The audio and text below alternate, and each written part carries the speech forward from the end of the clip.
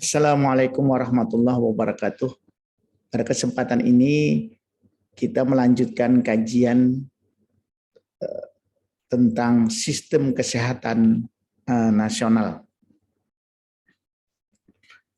Jadi dalam rangka mewujudkan cita-cita sebuah negara atau sebuah bangsa tentunya diperlukan pembangunan. Dalam hal ini adalah pembangunan nasional. Demikian juga halnya dengan pembangunan nasional dari aspek kesehatan. Jadi terwujudnya suatu keadaan masyarakat yang sehat. Tentunya dipengaruhi oleh berbagai faktor yang tidak hanya menjadi tanggung jawab sektor kesehatan, melainkan juga menjadi tanggung jawab dari sektor yang lain. Nah, sebagaimana kita lihat pada slide ini, bahwa sistem ketahanan nasional itu dipengaruhi oleh berbagai sistem lain yang berinteraksi secara harmonis. Di antaranya adalah sistem pendidikan nasional, sistem perekonomian nasional, sistem ketahanan pangan nasional, sistem Hamkamnas, dan tentunya juga di situ ada sistem kesehatan nasional. Jadi dalam keterkaitan dan interaksinya bahwa SKN atau sistem kesehatan nasional ini harus mampu mendorong kebijakan dan upaya dari berbagai sistem nasional sehingga berwawasan kesehatan. Dalam hal ini sistem-sistem nasional tersebut harus berkontribusi terhadap keberhasilan pembangunan. Nah, sekarang kita masuk tentang sistem kesehatan nasional itu sendiri. Jadi untuk menjamin tujuan pembangunan nasional itu maka diperlukan dukungan dari sistem kesehatan nasional atau sering kita singkat dengan SKN. Jadi SKN ini berperan besar sebagai acuan dalam penyusunan undang-undang tentang kesehatan, juga dalam menyusun berbagai kebijakan, pedoman, dan arah pelaksanaan pembangunan nasional. Nah, kalau kita lihat sejarahnya bahwa sistem kesehatan nasional ini sudah ada sejak tahun 1982 dengan Kepmenkes 99A garing 1982, kemudian dilanjutkan dengan SKN 2004 dan SKN 2009 dan terakhir adalah SKN 2012. Di mana kalau kita perhatikan perbedaan dari SKN 2004, 2009 dan 2012 ada penambahan terutama yang di 2012 yang dulunya hanya 6 subsistem menjadi 7 subsistem. Walaupun kita lihat juga bahwa di 2009 itu ada penyempurnaan nama dari subsistem. Misalkan nomor 4, kalau dulu namanya obat dan perbekalan kesehatan berubah menjadi sediaan farmasi, alat kesehatan, dan makanan. Kemudian yang nomor 5, manajemen kesehatan itu menjadi manajemen dan informasi kesehatan. Nah, kemudian di tahun 2012 ada lagi penambahan satu, yaitu tentang penelitian dan pengembangan kesehatan. Ini berdasarkan peraturan Presiden nomor 72 tahun 2012 tentang sistem kesehatan nasional. Jadi bisa kita lihat bahwa di tahun 2012 telah terjadi penambahan subsistem dibandingkan dengan tahun-tahun sebelumnya. Apa sebenarnya SKN ini? SKN ini adalah pengelolaan kesehatan yang diselenggarakan oleh semua komponen bangsa secara terpadu dan saling mendukung guna menjamin tercapainya derajat kesehatan masyarakat yang setinggi-tingginya. Kemudian tujuan dari SKN ini adalah terselenggaranya pembangunan kesehatan oleh semua komponen bangsa, baik pemerintah, masyarakat, pemerintah daerah. Dalam hal ini kalau masyarakat termasuk badan hukum, badan usaha, atau lembaga swasta secara sinergi, berhasil guna atau berdaya guna sehingga terwujud kesehatan masyarakat yang setinggi-tingginya. Nah, dengan demikian bahwa SKN ini dipergunakan sebagai dasar dan acuan nanti dalam penyusunan berbagai kebijakan. SKN ini merupakan sistem terbuka yang berinteraksi dengan berbagai sistem nasional lainnya dalam suatu suprasistem. Jadi dia bersifat dinamis dan selalu mengikuti perkembangan. Keberhasilan pelaksanaan SKN sangat bergantung pada semangat, dedikasi, ketekunan, kerja keras, kemampuan, dan ketulusan para penyelenggara, serta sangat tergantung kepada petunjuk dan rahmat dari Tuhan Yang Maha Esa.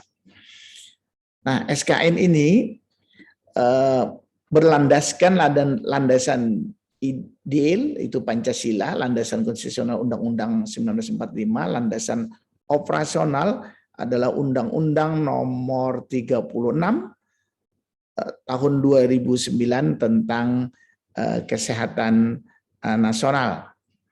Jadi kalau kita lebih pertegas, apa saja subsistem dari sistem kesehatan nasional berdasarkan Permenkes, berdasarkan Perpres ini, itu ada 7.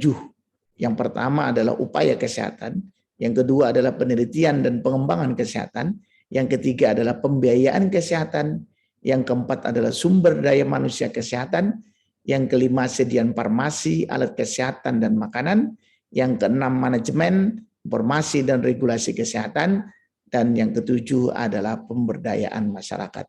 Nah, ini coba kita jelaskan satu persatu. Yang pertama adalah subsistem upaya kesehatan. Jadi pengertiannya adalah tatanan yang menghimpun berbagai upaya kesehatan masyarakat, atau sering kita singkat dengan UKM, dan upaya kesehatan perorangan atau kita sering singkat dengan UKP, secara terpadu dan saling mendukung guna tercapainya derajat kesehatan masyarakat yang setinggi-tingginya. Sedangkan tujuannya adalah terselenggaranya upaya kesehatan yang tercapai, yang terjangkau, yang bermutu untuk menjamin terselenggaranya pembangunan kesehatan guna meningkatkan derajat kesehatan masyarakat yang setinggi-tingginya. Nah, di dalam subsistem ini kalau kita lihat ruang lingkupnya itu tentang upaya kesehatan fisik, mental, intelijensi, dan sosial. Kalau berdasarkan tingkatan upaya adalah primer, sekunder, tersier, sedangkan unsurnya berdasarkan unsur adalah upaya kesehatan, fasilitas layanan kesehatan, sumber daya upaya kesehatan, pembinaan dan pengawasan upaya kesehatan. Dan kalau berdasarkan penyelenggaraan itu adalah dengan sistem terpadu, berkesinambungan, paripurna melalui sistem rujukan.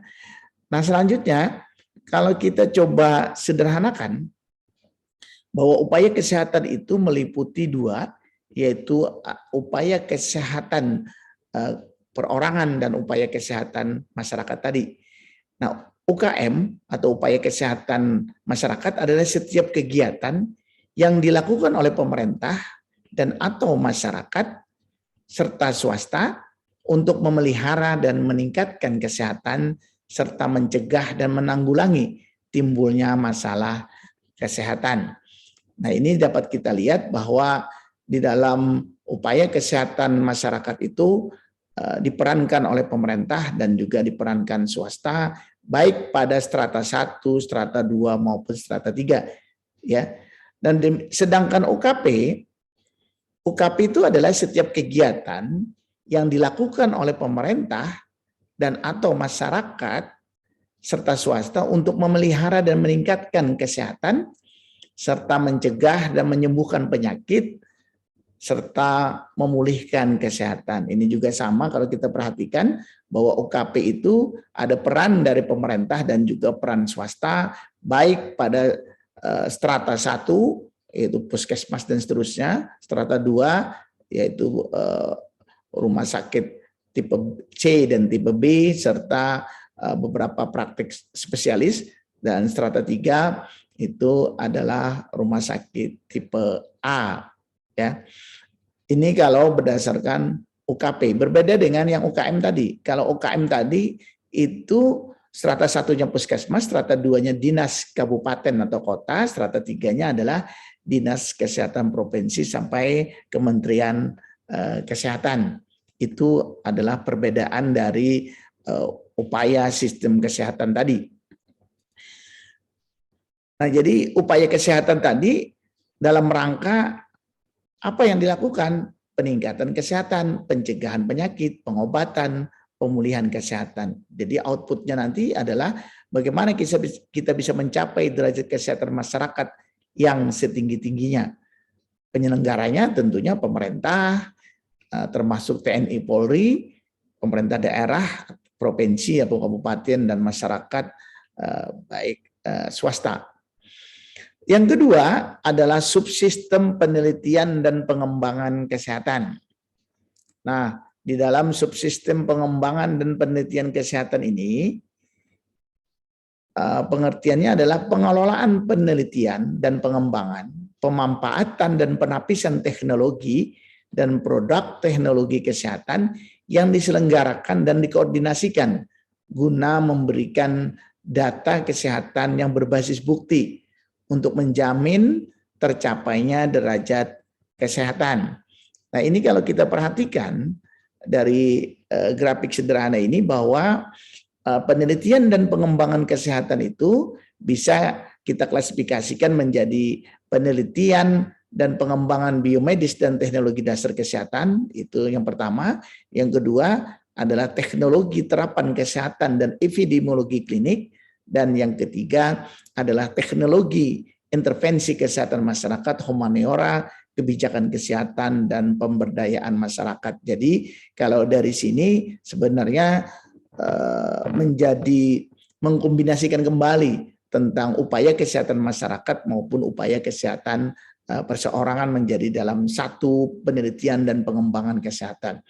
Outputnya ini adalah untuk mendapatkan dan mengisi kekosongan data kesehatan dasar dan data kesehatan berbasis bukti atau evidence-based medicine.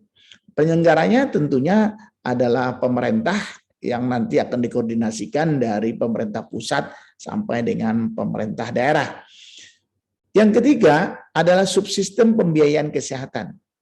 Subsistem pembiayaan kesehatan ini adalah tatanan yang menghimpun berbagai upaya penggalian, pengalokasian, dan pembelanjaan sumber daya keuangan secara terpadu dan saling mendukung guna menjamin tercapainya derajat kesehatan masyarakat yang setinggi-tingginya. Nah, ini kalau kita buat dalam bentuk diagram sederhana, bahwa ada 3 unsur utama di dalam subsistem pembiayaan kesehatan ini. Yang pertama itu adalah penggalian dana. Penggalian dana ini adalah kegiatan menghimpun dana yang diperlukan untuk penyelenggaraan upaya kesehatan dan atau pemeliharaan kesehatan. Kemudian yang kedua ada pengalokasian. Jadi pengalokasian dana ini adalah penetapan peruntukan pemakaian dana yang telah berhasil dihimpun, baik yang bersumber dari pemerintah, masyarakat maupun dari swasta. Sedangkan yang ketiga itu adalah pembelanjaan. Pembelanjaan ini adalah pemakaian dana yang telah dialokasikan dalam anggaran pendapatan dan belanja sesuai dengan peruntukannya atau dilakukan melalui jaminan pemeliharaan kesehatan baik wajib maupun sukarela. Nah, jadi kalau kita sederhanakan, jadi pembiayaan tadi untuk membiayai upaya kesehatan masyarakat maupun untuk membiayai upaya kesehatan perseorangan. Di mana pembiayaan untuk upaya kesehatan masyarakat itu bisa dari berdasar sumbernya dari masyarakat dan bisa juga sumbernya dari pemerintah atau merupakan public private mix ya. Misalkan CSR. Nah, sedangkan yang UKP itu tadi bisa untuk masyarakat miskin dan bisa juga untuk penduduk yang mampu. Kalau penduduk yang mampu itu jaminan kesehatan wajib atau jaminan kesehatan sukarela, sedangkan untuk masyarakat miskin itu adalah jaminan kesehatan wajib tetapi yang disupport oleh pemerintah. Nah, selanjutnya dari pembiayaan kesehatan ini tadi secara garis besar sudah kita sampaikan bahwa pembiayaannya menjadi dua, ada pembiayaan pelayanan kesehatan masyarakat dan pembiayaan pelayanan kesehatan perseorangan. Dengan outputnya adalah pembiayaan kesehatan yang adekuat, terintegrasi, stabil, dan berkesinambungan. Inilah yang merupakan tujuan dari subsistem pembiayaan kesehatan. Kemudian yang keempat adalah subsistem SDM kesehatan. Jadi subsistem SDM kesehatan ini adalah tatanan yang menghimpun berbagai upaya perencanaan, pendidikan, pelatihan, serta pendayagunaan tenaga kesehatan secara terpadu dan saling mendukung guna terjaminnya derajat kesehatan masyarakat yang setinggi-tingginya. Sedangkan tenaga kesehatan itu sendiri adalah semua orang yang bekerja secara aktif dan proporsional di bidang kesehatan. Ya, ini kalau kita lihat tenaga kesehatan itu secara resmi berdasarkan peraturan yang ada itu terdiri dari tenaga medis, tenaga kefarmasian, tenaga keperawatan kebidanan, tenaga kesehatan masyarakat, tenaga kesehatan lingkungan, tenaga gizi, tenaga keterapian fisik, tenaga keteknisan medis, dan tenaga kesehatan lainnya termasuk di sini mungkin peneliti kesehatan. Di mana outputnya adalah SDM kesehatan yang mencukupi baik jumlah, jenis, dan kualitas, serta terdistribusi adil dan merata di seluruh pelosok Indonesia. Nah, tadi kita sampaikan bahwa di dalam subsistem ini ada perencanaan, ya, ada perencanaan. Di dalam perencanaan tenaga kesehatan itu adalah upaya penetapan jenis, jumlah, dan kualifikasi tenaga kesehatan sesuai dengan kebutuhan. Kemudian ada lagi istilah pendidikan dan pelatihan tenaga kesehatan. Ini adalah upaya pengadaan tenaga kesehatan sesuai dengan jenis, jumlah, dan kualifikasi, serta peningkatan kemampuan sesuai dengan kebutuhan pembangunan kesehatan. Sedangkan yang terakhir, pendayagunaan tenaga kesehatan, upaya pemerataan, pemanfaatan, pembinaan, dan pengawasan tenaga kesehatan agar merata di seluruh wilayah Indonesia. Nah, kemudian yang kelima adalah subsistem farmasi, alat kesehatan, dan makanan. Ini adalah tatanan yang menghimpun berbagai upaya yang menjamin ketersediaan, pemerataan, serta mutu obat dan perbekalan kesehatan secara terpadu dan saling mendukung dalam rangka mencapai derajat kesehatan yang setinggi-tingginya. Sedangkan perbekalan kesehatan itu adalah semua bahan selain obat dan peralatan yang diperlukan untuk penyelenggaraan upaya kesehatan.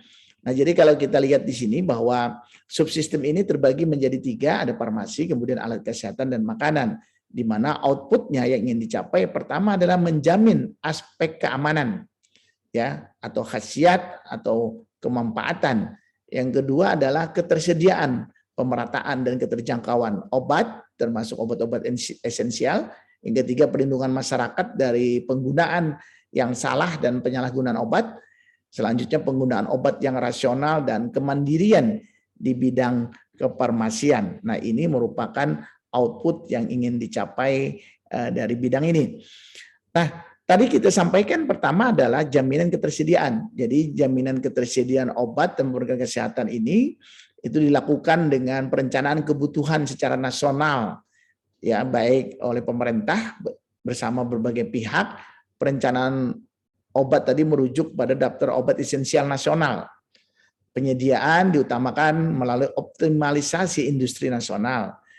Kemudian yang kedua, jaminan pemerataan. Jadi pendistribusian obat diselenggarakan melalui PBM. Jadi pelayanan obat dengan resep dokter kepada masyarakat diselenggarakan melalui apotik, sedangkan obat bebas itu bisa melalui apotik, toko obat, dan tempat-tempat layak yang diperhitungkan. Sedangkan jaminan mutu, ini perlunya pengawasan mutu produk obat dan pembekalan yang dilakukan oleh industri yang bersangkutan, pemerintah, maupun organisasi profesi, dan terakhir tentunya adalah pengawasan dari masyarakat itu sendiri. Subsistem yang selanjutnya yang keenam itu adalah subsistem manajemen informasi dan regulasi kesehatan. Jadi pengelolaan yang menghimpun berbagai upaya kebijakan kesehatan, administrasi kesehatan, pengaturan hukum kesehatan, pengelolaan data dan informasi kesehatan yang mendukung subsistem lainnya dari sistem kesehatan nasional guna menjamin tercapainya derajat masyarakat yang setinggi-tingginya.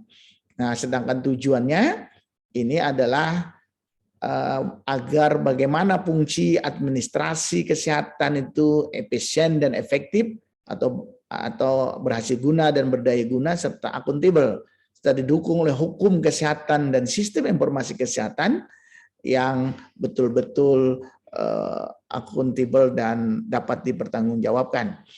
Nah, jadi kalau kita perhatikan bahwa subsistem informasi kesehatan ini ada kebijakan kesehatan, administrasi kesehatan, hukum kesehatan, dan informasi kesehatan.